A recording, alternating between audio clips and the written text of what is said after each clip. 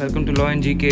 So friends, on this channel we discuss the contents of law and previous year papers of judicial services. And friends, अभी recently Haryana judiciary का जो mains का exam है वो conduct हुआ है and at present we are discussing the mains examination paper of Haryana judiciary 2022.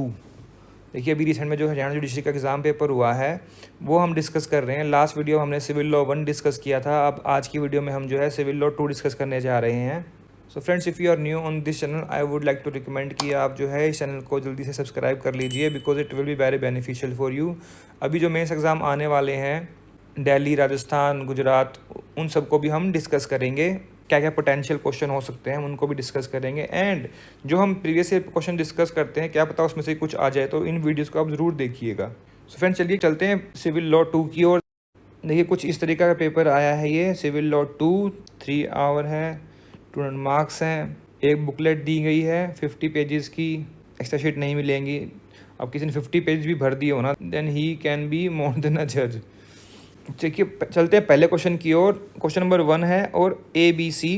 तो what are changes made in Hindu succession act by act 39 of 2005 as regard to succession of ancestral property by Hindu female. तो daughters के जो rights हैं वो लिखने हैं आपने. After amendment of 2005 जो राइट्स बनाए गए हिंदू डॉटर्स के लिए तो वो लिखने हैं आपने यहाँ पर. और देखिए साइट रेलिवेंट केस लॉ पूछा हुआ है. Cite latest case law. Latest case law कौन सा है इस पे? विनीता शर्मा वर्सेस राकेश शर्मा 2020. ऑलराइट. अब बताना है कि भाई अब now daughter is a copartner same as son. If some person dying intestate, then his property will be devolved upon the other co-partners as if there was a partition before his death. मतलब notional partition होगा और उसमें daughters को भी same right दिए जाएंगे as a copartner same as a son. तो इस केस में जो विनीता शर्मा केस में बोला गया कि जो अमेंडमेंट है आई है दैट इज प्रोस्पेक्टिव, बट इसमें जो है डॉटर्स को राइट दिए गए हैं from the date she is born. Because coparcenary क्या होती है, जब कोपार्सनरी के बारे में हम थोड़ा बता सकते हैं कि भाई कोपार्सनरी में तो बाय बर्थ राइट होता है. जैसे ही किसी ने बर्थ लिया कोपार्सनरी में, वो कोपार्सनरी मेंबर हो गया और उसके जितने भी जो राइट्स हैं उन राइट्स के लिए वो एंटाइटल हो गया. ठीक है, तो अब ये केस लो आप देख सकते हैं, आपको सारा समझ में आ जाएगा. पूरा जो क्वेश्चन है इस केस लॉ से ही सोल्व हो जाएगा. ये देख लीजिएगा आप. और भी लिख सकते हैं आप, जैसे प्रकाश वर्सेस फुलवती वाला केस था, दमन्ना वाला केस था, लेकिन वो जितने भी केसेस थे वो इस केस के द्वारा ओवररूल कर दिए गए थे. Okay, next is 1B. A Hindu alienates coparcenary property in his lifetime of his son B without B's consent without justifying necessity. B dies 2 years after the sale. 6 months after B's death another son C is born to A's wife from A. Advice about C's right to challenge the alienation of property made by his father. देखिए यहाँ पर दो चीज़ें हैं. पहले तो ठीक है, जब एलिनेट की है तो वो विदाउट नेसेसिटी है लिखा हुआ है यहाँ पर. देखिए ठीक है, तो karta can alienate the property without the consent of other copartners other family members but only for the necessity. अब नेसेसिटी नहीं है तो then it means it is challengeable. Challenge कर सकते हैं. अब 2 साल निकल गए, बी ने चैलेंज नहीं किया और 2 साल के बाद क्या हुआ, बी की डेथ हो गई. लेकिन जब बी की डेथ हुई उसके 6 महीने के बाद जो है सी बोर्न हो गया. इसका मतलब क्या हुआ कि बी की डेथ के टाइम पर सी जो है वो बिगोटन हो गया था, कंसीव्ड हो चुका था, मतलब आने वाला था. वो एक श्योरिटी थी कि भाई हाँ बर्थ तो होगा. ठीक है, अब यहाँ पर जब बी की डेथ हुई तो जब उसका राइट तो वो सर्वाइव हो गया. राइट टू सू जो है दैट इज सर्वाइव्ड. और वो किसको मिल गया, फिर वो सी को मिल गया. अब यहाँ पर लेकिन जब सी पैदा हुआ उस टाइम पर डिसेबिलिटी है as per section 6, 7, 8 of limitation act. वो थोड़ा बता सकते हैं यहाँ पर. तो जब भी वो सी जो है बड़ा होगा when he is able to challenge after 18, तो वो चैलेंज कर सकता है विद इन 3 years. ठीक है, तो जब राइट टू सू सर्वाइव हो जाता है तब आप जो है केस कर सकते हैं. तो सी जो है चैलेंज कर पाएगा एलिनेशन को within 3 years after becoming major. Okay, relevant case law हैं, 2-3 केस लॉज हैं. आप जो है कमेंट सेक्शन में जाके लिखिए. अभी नहीं बताऊंगा, बाद में बताऊंगा. तो एक हफ्ते बाद अगर किसी का कमेंट नहीं आया तो आप जो है कमेंट सेक्शन में जाकर जरूर लिखिए कि आपने क्या लिखा है इसमें और केस बताइए मुझे वहाँ पर. Next is 1C. Anjali a Hindu girl wants to marry a Muslim boy without relinquishing her faith. Discuss in detail the relevant provision and procedure under which law she can marry. देखिए क्वेश्चन पूछते हैं ये कि भाई क्या वो कर सकती है मुस्लिम बॉय से शादी. Yes she can do. क्या सिर्फ एक यस लिखने से आपका काम बन जाएगा? नो. Discuss in detail. अब रेलिवेंट प्रोविजन कौन से हैं? हिंदू मैरिज एक्ट में तो वो कर नहीं पाएगी, ठीक है, because both party should be Hindu. अब मुस्लिम में भी नहीं कर पाएगी because Muslim boys marrying A Hindu girl, तो शादी क्या हो जाएगी as per personal law, void, ठीक है।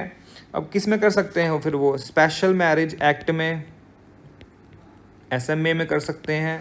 तो वहाँ पर रेलिवेंट प्रोविजन लिखिए कि भाई वो सेक्शन 4 में जाएंगे उसके मैरिज ऑफिसर के पास, मैरिज ऑफिसर फिर नोटिस देगा, नोटिस का जो कोई ऑब्जेक्शन आएगी तो उसको देखेगा, नहीं आया फिर वो सर्टिफिकेट जो है इशू कर देगा। तो वो प्रोविज़न आप जो है यहाँ पर लिख सकते हैं। कोई केस लो अगर आपको पता होगा इस पर तो वो बताइए मुझे, लिखिए कमेंट सेक्शन में आकर। और आप जो है कमेंट सेक्शन में जाकर थोड़ा सा ना एलोबरेट करके भी लिख सकते हैं, भाई थोड़ा अगर आप टाइप करेंगे तो क्वेश्चन जो है ना आपका पक्का हो जाता है, तो आपके लिए बड़ा ईजी रहता है। अगर मान लीजिए कहीं किसी और एग्जाम में क्वेश्चन सेम क्वेश्चन आ गया तो वहाँ पर आप बता सकते हैं। देखिए इस पेपर में स्पेशल मैरिज एक्ट और वक्फ एक्ट जो है वो पूछा हुआ है, तो I don't think that was in syllabus. बस यहाँ वहाँ पर लिखा हुआ कि मुस्लिम लॉ आता है सिलेबस में, मुस्लिम लॉ में क्या क्या आएगा, हिंदू लॉ में क्या क्या आएगा, वहाँ पर जो स्पेसिफिक बेयर एक्ट्स हैं, but special marriage act is never not mention anywhere and Waqf act is also not mentioned. तो लेकिन उन्होंने फिर भी वो क्वेश्चन पूछे हुए हैं। Next question number 2, elaborate on concept of void and voidable marriages regarding Hindus, ठीक है। वॉइड मैरिज कितने में है? 11 में। वॉइडेबल मैरिज कितने में है? 12 में ऑफ हिंदू मैरिज एक्ट, ठीक है। What the status of children born और लेजिटिमेसी ऑफ चाइल्ड की बात कहाँ की गई है? वो की गई है section 16 of Hindu marriage act में। तो क्या इतना लिखने में काम चल गया? नो। अब बताइए कि भाई क्या होती है वर्ड मैरिज, थोड़ा बता दीजिए कि भाई सेक्शन 5 के कंडीशन जो है 4 और 5 के अकॉर्डिंग की है आपने तो वो वर्ड हो जाएगी। सेक्शन 5 की कंडीशन 1, 2, 3 है तो उनके उसमें की तो वर्डेबल रहेगी, तो वो आप थोड़ा सा लिख सकते हैं यहाँ पर, ठीक है। और चिल्ड्रन जो भी बोर्न होंगे चाहे वर्ड हो चाहे वर्डेबल मैरिज हो तो वो तो जो है लेजिटिमेट ही रहते हैं।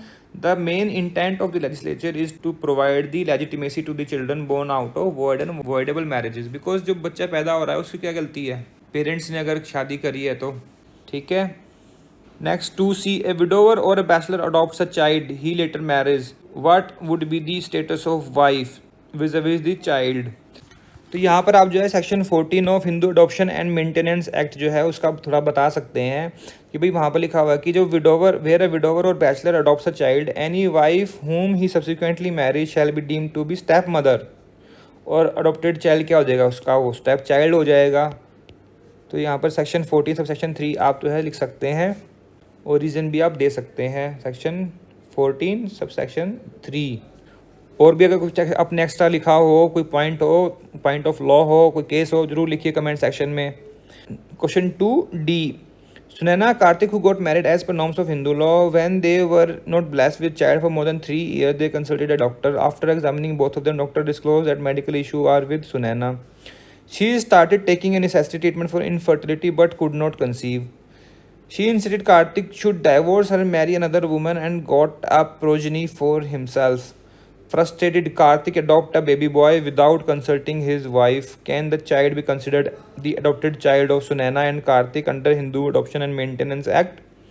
Explain the condition for a valid adoption. अब देखिए क्वेश्चन है 2।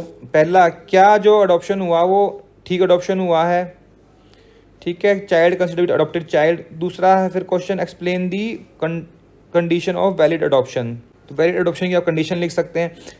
देखिए सबसे पहले आपने इसमें लिखना है चैप्टर 2 अडॉप्शन जो है Hindu adoption and maintenance act का। उसमें देखिए सेक्शन 5 क्या कहता है कि adoption to be regulated by this chapter, no adoption shall be made in commencement after this act except in accordance with this chapter, ठीक है। अगर कोई इन कॉन्ट्रावेंशन में हुआ तो वो क्या हो जाएगा? वो वॉइड हो जाएगा। और an option which is void shall neither create any right to adoptive family in favour of any person who shall could not acquire except by reason of adoption nor destroy the right of any family of his birth, ठीक है। तो ये question आ गया यहाँ पर। तो ये एक पॉइंट सेक्शन 5 हो गया पहला। तो अब रिक्विजिट देखिए लिखा ना सेक्शन 6 के रिक्विजिट्स हैं, adopting has capacity and also the right to take in adoption, और person giving in adoption has the capacity to do so, और वो कैपेबल होना चाहिए being taken, and adoption is made in compliance with other condition mention in this chapter. तो ये mandatory है ये। अब मेल हिंदू कब अडॉप्ट कर पाएगा? तो साउंड माइंड हो और मेजर हो। अगर उसकी वाइफ लिविंग है तो उसकी जो है shall not adopt, shall not देखिए मैंडेटरीली लिखा हुआ है, उसकी कंसेंट जरूरी है। तो अगर विदाउट कंसेंट किया तो वो कहाँ फॉल कर जाएगा, फिर सेक्शन 5 में फॉल कर जाएगा, and that adoption is void. अब अडॉप्शन जो है वॉइड हो गया, हमने यहाँ पर सेक्शन बता दिए, सारे प्रोविजंस बता दिए। अब तो कंडीशन अडॉप्शन से पहले ही फुलफिल होनी चाहिए। Now can they go to court and said that कि भाई हमारा जो इसको डिक्लेयर किया जाए कि भाई हमारा अडॉप्टेड चाइल्ड है। Yes they can, and court may consider the application because welfare of child is paramount consideration. This is the general principle of law in terms of welfare of child। ठीक है, अगर court इसको regard करता है तो may be they declare कि भाई हाँ ये that child is their adopted child. Plus अब देखिए यहाँ पर लिखा हुआ जब वो वॉइड हो गया तो अब दोबारा से उसके बाद दूसरा ऑप्शन क्या है कि भाई वो फिर से उसको अडॉप्ट कर ले, बिकॉज अडॉप्शन तो पहला तो वॉइड ही था, तो void adoption is no adoption. तो दो ऑप्शन इनके पास अवेलेबल हैं अभी भी, कार्तिक और सुनैना के पास। आपने क्या लिखा है आप जरा बताएं जरा कमेंट सेक्शन में। Next is 3A, what are the grounds on which an order granting maintenance by a court be varied by it later. देखिए मेंटेनेंस जो है किसको मिलती है, डिपेंडेंट्स को। ठीक है, डिपेंडेंट्स कौन होते हैं, वाइफ, फादर, मदर और children who are unable to maintain themself. ठीक है, और माइनर चिल्ड्रन होंगे। और वाइफ को दूसरी जगह कहाँ मिल सकती है, हिंदू मैरिज एक्ट में मिल सकती है, प्लस 125 CRPC में मिल सकती है मेंटेनेंस। ठीक है, अब डिपेंडेंस को कहाँ पर डिफाइन किया गया है, डिफाइन किया गया section 21 of Hindu adoption and maintenance act में कि भाई ये डिपेंडेंस हैं। और मेंटेनेंस डिपेंडेंस कहाँ दिया गया है, सेक्शन 22 में। तो वो प्रोविजंस आप लिख सकते हैं, वहाँ पर भी ग्राउंड है कि भाई वो जब जो भी डिपेंडेंट्स है when they are unable to maintain, तो उनको जो है मेंटेनेंस मिलेगी। बट सेक्शन 25 ऑफ हामा कहता है कि भाई आप जो है कब कब उसको चेंज कर सकते हो, कब ऑल्टर कर सकते हो मेंटेनेंस के अमाउंट को, तो वो प्रोविजंस आप यहाँ पर लिख सकते हैं। ठीक है, और हिंदू मैरिज एक्ट में अगर लिखने हो आपने तो वहाँ पर भी सेक्शन 25 का सेक्शन 3 है, वो आप लिख सकते हैं कि भाई कब आप वहाँ पर ऑल्टर कर सकते हैं वाइफ के मेंटेनेंस को। ठीक है, तो वो चीज़ें आप यहाँ पर लिख सकते हैं। नेक्स्ट है 3B, can a child in the womb at a time of death of an intestate inherit the property of intestate, when do such inheritance vest in him। तो यहाँ पर पहला तो आंसर देगा यस। कब होगा कि भाई he must be begotten before the death। अब ऑब्वियसली डेथ के बाद अगर बिगोट हुआ है तो वो उसका नहीं है, सिंपल सी बात है। एंड ही born alive, और वो जिंदा पैदा हो। ठीक है, तो वो इनहेरिट कर लेगा।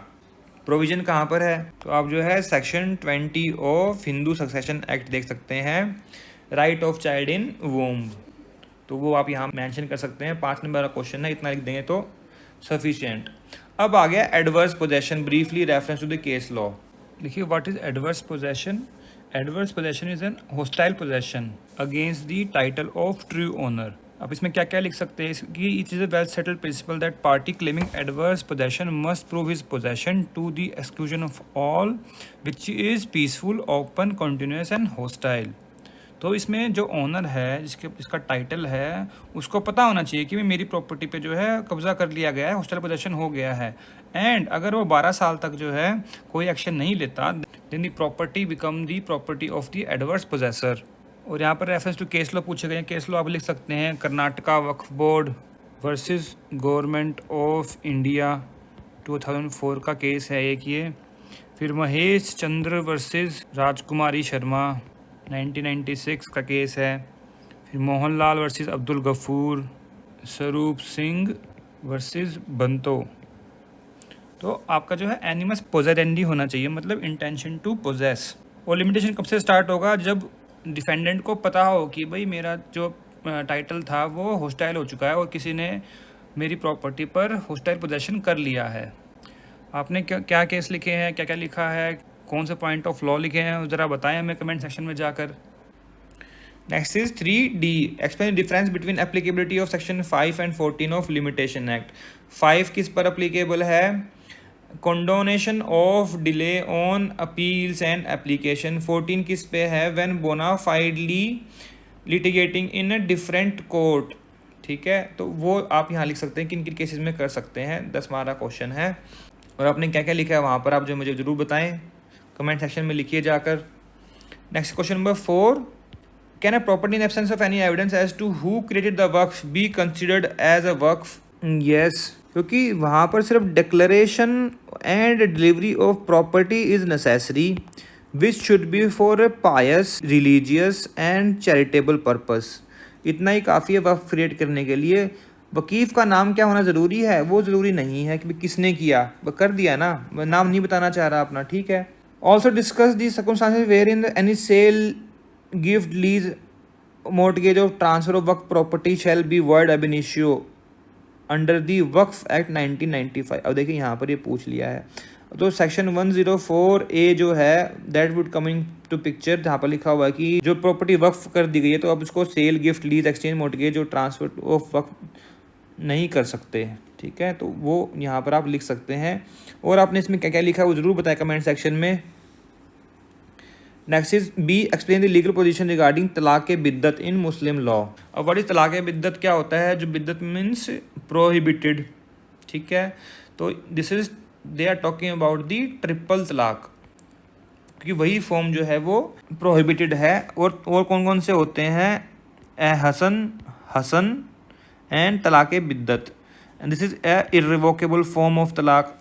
अब केस कौन सा लिखेंगे? Obviously Shayara Bano versus Union of India, ठीक है। वो केस आप लिख दीजिए यहाँ पर, बता दीजिए कि भाई अगर कोई ट्रिपल तलाक देता है तो वो Muslim women protection of right on marriage act 2019 उसमें लिखा हुआ है कि अगर किसी ने ट्रिपल तलाक दिया तो 3 साल की पनिशमेंट है, ऑफेंस कॉग्निजेबल है बट बेलेबल है, तो वो आप जो है लिख सकते हैं। नेक्स्ट आगे elaborate the concept of judicial separation and divorce and also differences between them. Section 10 judicial separation, section 13 divorce. Judicial separation किस लिए बनाया गया है कि भाई पार्टीज़ को चांस दिया जाए, क्या पता वो जो आपस में सुलह कर लें, मीडिएशन कर लें और मान जाएं, ताकि डाइवोर्स जो है ना हो, because divorce is an extreme step. अगर वो नहीं मान रहे ऑब्वियसली तो सेक्शन 13 के अकॉर्डिंग आप जो डाइवोर्स ले सकते हैं। अब डिफरेंसेस क्या क्या हो सकते हैं? जुडिशियल सेपरेशन में जो है मैरिज जो है वो फिनिश नहीं होती, डाइवोर्स में जो है मैरिज इज़ एक्सटिंग्विश्ड, ठीक है। फिर जुडिशियल सेपरेशन में parties can inherit their property, divorce में नहीं। जुडिशियल सेपरेशन में वो दोबारा मैरिज नहीं कर सकते, डाइवोर्स के बाद वो कर सकते हैं। तो ये सब डिफरेंसेस आप लिख सकते हैं। बताइएगा आपने क्या लिखा, कमेंट सेक्शन में कमेंट कीजिए। Next question number 5, A, write in detail grounds of dissolution of Muslim marriage and emphasise on the effect of conversion to another faith with regard to dissolution of Muslim marriage. तो dissolution of Muslim marriage act जो है उसमें लिखे हुए हैं grounds कि भाई वो 4 साल से मिल नहीं रहा, 2 साल से मेंटेनेंस नहीं दिया, ऑप्शन ऑफ प्यूबर्टी आ गया, एडल्ट्री के चार्ज लगा रहा है, उसको मेंटेनेंस नहीं दे रहा। तो ये सब जो है ग्राउंड्स हैं डिसोल्यूशन ऑफ मुस्लिम मैरिज। एक तो ये हो गए एक्ट के, प्लस फिर क्या आ गया डिसोल्यूशन और कैसे हो सकता है? बाय तलाक। तलाक कितने टाइप के होते हैं वो आप थोड़ा थोड़ा बता सकते हैं पॉइंट्स वाइज। हसन, हसन, बिद्दत, फिर खुला, मुबारक, तलाक़ तफवीज़, ठीक है। तो वो आप जो है लिख सकते हैं। अब कन्वर्जन टू अनदर फेथ जो है अगर हो गया तो मुस्लिम मैरिज इप्सो फैक्टो डिसॉल्व नहीं होगी, ठीक है। उसके लिए कोर्ट की परमिशन ज़रूरी है। That would be a ground conversion to another faith but it would not ipso facto dissolve the marriage. ये सब आप लिख सकते हैं। बताइए कमेंट सेक्शन में आपने क्या लिखा है। Next is B, explain as to whether A document which narrates only a pre-existing title to a property is compulsory registrable। तो केस कौन सा आ जाएगा? रोशन सिंह वर्सेस जिले सिंह। तो जो प्री एग्जिस्टिंग टाइटल है, जो अब कंपार्शनरी पार्टीशन अगर हो रहा है, क्या उसको रजिस्टर कराना ज़रूरी है? नो। तो ऐसे कोई भी प्रॉपर्टी जहाँ पर पहले से ही उनका राइट है, जैसे कि कंपार्शनरी प्रॉपर्टी है, ठीक है, तो कंपार्शनर का राइट तो प्रॉपर्टी में पहले से ही है, शेयर तो है उनका, बट कौन सा शेयर है वो डेफिनेट नहीं है सिर्फ। तो उन्होंने बता दिया कि मेमो बना दिया कि भाई हाँ, राम को ये मिलेगा, श्याम को ये मिलेगा, ठीक है, रेखा को ये मिलेगा, सुनीता को ये मिलेगा। तो ये जो अगर मेमो बना दिया है, क्या रजिस्ट्रेशन कराना ज़रूरी है? No, it is not compulsory registrable. Section 17 के सबसेक्शन 2 में आप जो है प्रोविज़न देख सकते हैं और केस भी लिख सकते हैं। कोई और केस आपको पता हो जरूर बताइए कमेंट सेक्शन में। I will let you know another case after 1 week. पता है मुझे बट मैं बाद में बताऊंगा ना, ताकि आप भी तो कुछ लिखे वहाँ पर कमेंट सेक्शन में। Next 5C, what is effect of non registration. Section 49 कि भाई वो एविडेंस में नहीं लिया जाएगा which is required to be registered, ठीक है। उसको ऐसा मानेंगे कि वो रजिस्टर्ड हुआ ही नहीं है और will not effect any property, title, right और interest created on such document, वो सब लिखना है। बट क्या जो एविडेंस में नहीं लिया वो किसी पर्पस के लिए भी यूज़ नहीं हो सकता, वो यूज़ हो सकता है किसी कोलेट्रल पर्पस के लिए, उसको आप जो है यूज़ कर सकते हैं। कि सपोज कीजिए कि लीज डीड है वो रजिस्टर नहीं करवाई, ठीक है, मोर देन 1 ईयर की लीज है, लीज डीड जो है रजिस्टर नहीं करवाई, तो लीज डीड पे जो राइट्स क्रिएट हुए हैं उनको नहीं हम एविडेंस मिलेंगे, बट वहाँ पर एक लीज थी, that is a collateral thing which can be proved कि भाई लीज तो है अनरजिस्टर्ड है पर, ठीक है। 5 नंबर का क्वेश्चन पूछा हुआ है। अब देखिए आगे natural guardian, de facto guardian, de jure guardian. Natural guardian कहाँ पर लिखा हुआ है? Section 6 of Hindu minority and guardianship act, ठीक है। डिफेक्टो गार्जियन कौन होता है? अपने आप उठ के आ गया, तू कौन खाम खा, हाँ जी मैं गार्जियन हूँ। De jure guardian is court guardian, guardian appointed by court, तो सब वहीं पर लिखा हुआ है, तो उसके बारे में लिख सकते हैं। Easementary right, section 25 of limitation act, उसके बारे में आप जो है लिख सकते हैं कि ईजमेंटरी राइट आपके अराइज हो जाते हैं अगर आप 20 साल से किसी प्राइवेट पर्सन और 30 साल से गवर्नमेंट प्रॉपर्टी के साइड में या फिर उसके ऊपर आप जो कोई राइट एंजॉय कर रहे हैं। सपोज कीजिए कि ये घर है, राइट यहाँ पे खाली प्लॉट है किसी गवर्नमेंट का, सपोज कीजिए अब यहाँ आपने खिड़की निकाल रखी है, 30 साल हो गया आपको खिड़की निकाले हुए, तो आप यहाँ पर राइट टू एयर जो है वो इन्जॉय कर रहे हैं। What is easementary right? Is right of enjoyment, तो आप कोई मना नहीं कर सकते भाई यहाँ भी इस खिड़की को बंद करो, अब यहाँ पर कोई बिल्डिंग बनेगी, ठीक है। तो right of way, right to passage, right to air, water, तो वो सब आप जो है इंजॉय कर रहे हैं, तो उसको वहाँ पर 20 साल प्राइवेट पर्सन अगेंस्ट 30 साल अगेंस्ट गवर्नमेंट, तो वो वहाँ पर आपका राइट अराइज हो जाता है, ठीक है। तो वो आप सेक्शन 25 लिमिटेशन एक्ट देख सकते हैं। कोई केस आपको पता हो तो कमेंट सेक्शन में जाकर ज़रूर बताइए हमें। सो फ्रेंड्स, यहाँ पर हमने हरियाणा जुडिशरी का 2022 का मेंस के एग्जाम का सिविल लॉ 2 का एग्जाम पेपर जो है वो डिस्कस कर लिया है। अगर आपको इसमें कोई प्रॉब्लम लगी हो, कोई सजेशन हो, कोई एडवाइस हो तो ज़रूर बताइए हमें, एंड कमेंट करना ना भूलिएगा, बिकॉज वी ऑल्सो रिक्वायर्ड कि आपने क्या लिखा है, because it will help others in their future exams. अगर आप किसी की हेल्प करना चाहते हैं तो कमेंट सेक्शन में जाकर ज़रूर लिखिएगा। तो friends, thank you, thanks very much for watching this video, thanks very much.